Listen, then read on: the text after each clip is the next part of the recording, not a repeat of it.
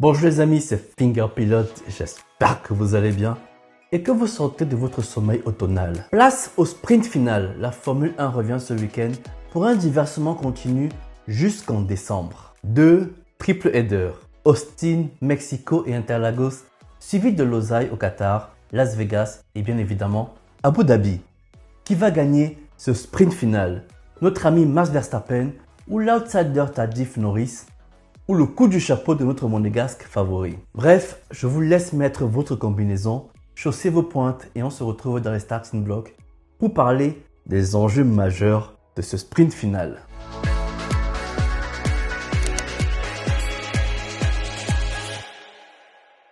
Il est l'heure de reprendre les affaires courantes.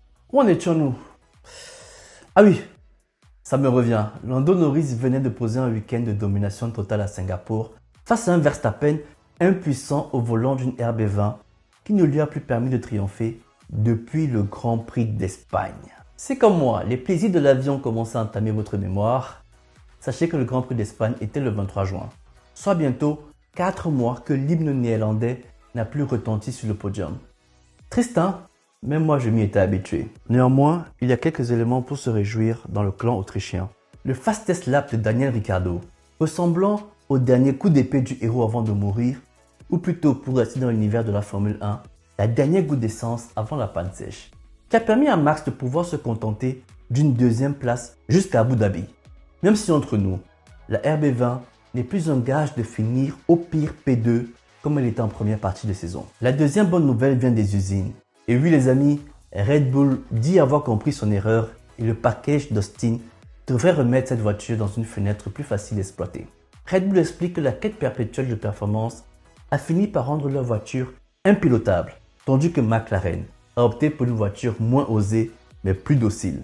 Espérons pour la troupe d'honneur que leurs outils soient plus fiables que ceux de Mercedes qui a perdu 3 ans à comprendre qu'ils n'avaient pas compris ce qu'ils avaient cru comprendre. Attention, Red Bull ne sera pas les seuls à évoluer à Austin.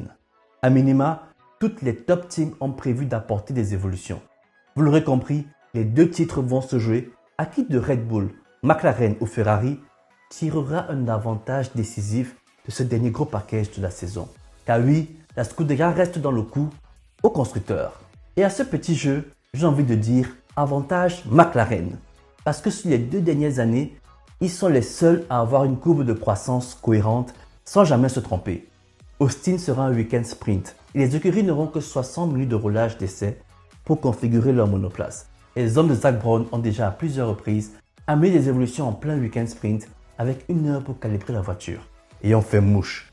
Miami était le dernier en date, soldé par la première victoire de Norris. Mais dans ce cas précis, il ne suffira pas de faire mouche. Il faudra avoir une voiture plus compétitive que Mercedes, Ferrari et Red Bull, à chacun des 6 rendez-vous restants. Sinon, d'un point de vue purement comptable, il est très rare qu'un champion du monde ne détienne pas le plus grand nombre de victoires sur la saison. Le dernier en date est Rosberg, qui est champion avec 9 victoires contre 10 pour Hamilton en 2016. Mais Rosberg avait pu bénéficier d'un abandon de moins qu'Hamilton, qui était victime de la fameuse casse moteur en Malaisie, alors que la victoire lui tendait les bras. Dans une époque où il est plus probable qu'il neige au Sahara que de voir une F1 en panne, les 3 victoires de Norris sont dérisoires face aux 7 de Max. Donc il faudra à minima que Norris remporte 5 des 6 dernières courses sans que Max n'en gagne aucune pour qu'il remporte la distinction du plus victorieux de la saison. Et pour ce qui est du vrai trophée, du trophée de champion du monde, il doit en plus compter sur son équipier, soit sur la concurrence ou alors sur une autre erreur de développement de la RB20 pour repousser Max le plus loin possible de la 2e place en course, ce qui n'est pas gagné. Donc, si je récapitule, pour que Max gagne, il faut que le meilleur pilote actuel, le plus régulier de la saison, finisse le plus proche possible de Norris tout en évitant un abandon. Pour que Norris gagne, il faut que le pilote le plus frustrant, le plus sujet à des péripéties, qu'offre à minima 5 victoires si ce n'est l'intégralité des victoires restantes. En résumé, le titre de Max tient du rationnel et celui de Norris tiendrait de l'irrationnel. Mais cette saison a tellement eu de rebondissements et de vérités contradictoires que l'irrationalité est devenue le guide de la pensée. Derrière la lutte acharnée pour le titre, il y a 2 histoires que j'ai envie de raconter avant de vous laisser. Une pleine de jeunesse et d'espoir et l'autre un poil un peu plus nostalgique. Prime à la jeunesse, ce sprint final est aussi l'occasion de suivre les deux jeunes pilotes du plateau. Colapinto n'est plus à présenter. Lui qu'Hamilton ne savait même pas le nom lorsqu'il a voulu le féliciter pour sa brillante prestation à Bakou. Aujourd'hui, le pilote argentin s'est fait connaître par son coup de volant. Ayant déjà excédé les exploits de James Vols, Colapinto a encore 6 courses pour essayer de rentrer dans les petits papiers des chefs d'écurie en vue des saisons prochaines. Comme l'a fait en 2023 un certain Liam Lawson qui avait brillamment remplacé Daniel Ricciardo après sa fracture du poignet à Zandvoort. Eh bien, ce même Liam Lawson sera mon deuxième jeune pilote à suivre, car sa très belle prestation de l'an dernier a fini par contraindre Red Bull à écarter le très sympathique mais dépassé Daniel Ricciardo. Si pour Colapinto, on sait qu'un baquet pour 2025 est peu probable, vu que Sainz et Albon sont déjà titulaires pour Williams, côté Liam Lawson, sky is the limit. A minima, un siège à côté de Yuki Tsunoda chez VCARB lui tend les bras, s'il se contente de reproduire ce qu'il a fait à son premier passage.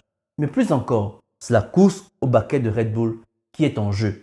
Ses principaux adversaires sont Perez et Hadjar. Si on a pu constater que Perez avait des arguments politiques et financiers à faire valoir, Hadjar quant à lui est un moindre problème, étant donné qu'il doit encore convaincre l'académie de le propulser. Red Bull peut se diriger vers un pilote extérieur comme ils avaient fait en 2021 avec Perez. Ne nous évadons pas trop, car l'identité du prochain pilote Red Bull n'est pas l'objet de cette vidéo.